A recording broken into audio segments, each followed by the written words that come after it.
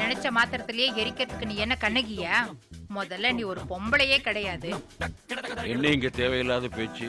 விஜய், எப்பவுமே இவளை நீ முறைச்சுக்கிட்டு தான் இருப்பியா? பிடிக்கிறேன்னா ஒதுங்கிட வேண்டியது தானே? ஆமா, எல்லாத்துக்கும் என்னையே குறை சொல்லுங்க. அவ என்ன பண்ணாலும் பார்த்துட்டு வாய மூடிட்டு இருக்கீங்க. விஜய், தேவையில்லாம பேசாத, உள்ள போ.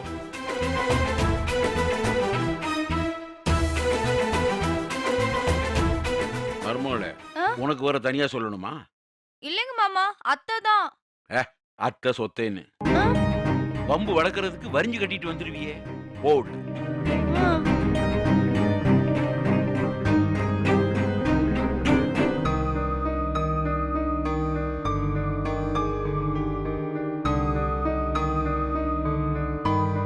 ரேவதி,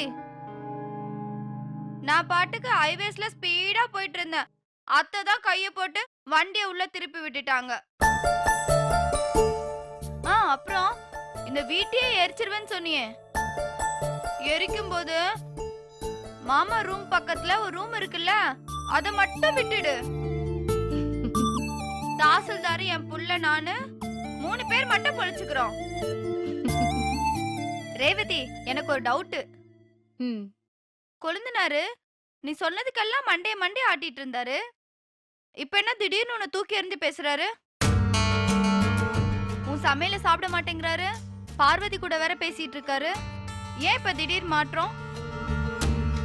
இல்ல நீ அவரை ஓவரா அடி பின்னி எடுத்துட்டியோ? இவர் இப்படி திடீர்னு உன் மேல வெறுப்ப காட்டுறதுக்கு என்ன அர்த்தம்? எனக்கு ஒண்ணுமே புரிய மாட்டேங்குது ரேவதி. காரணம் என்னவா இருக்கும்? கொஞ்சம் உட்கார்ந்து யோசிச்சு பாரு.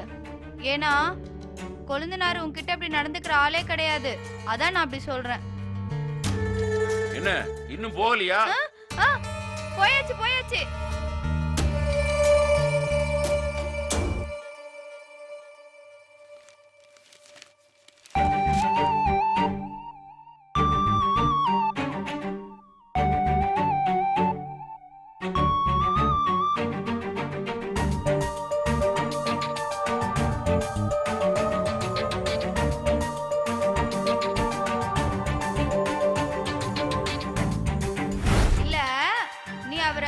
ஓவரா அடி பின்னி எடுத்துட்டியோ?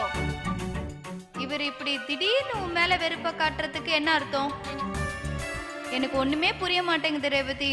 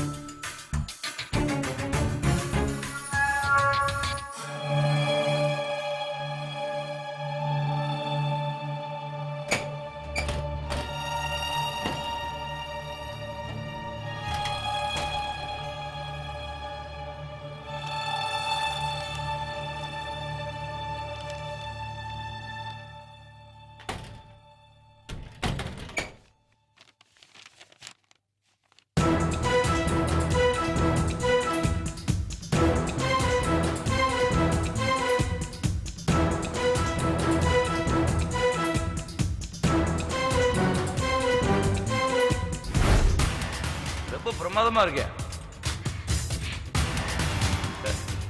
இப்படி ஒரு சாப்பாடை சாப்பிட்டு எம்பிட்டு நாள் ஆச்சு. அவ்வளவு டேஸ்டா இருக்கு. போலாமா மாமா? ஓ, பார்வதியை கூட்டிட்டு போறீங்களா? பார்வதி, எங்க வெயில்ல கிளம்பிட்ட? கோயிலுக்கு போறேன்க்கா.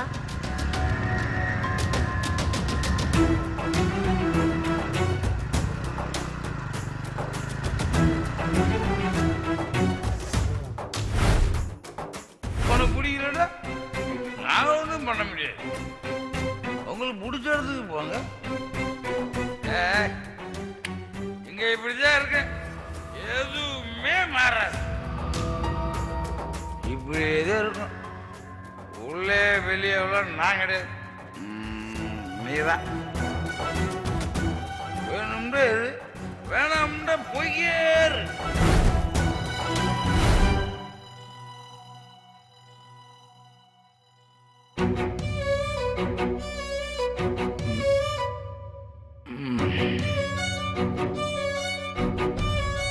ஏதாவது வேணுமா?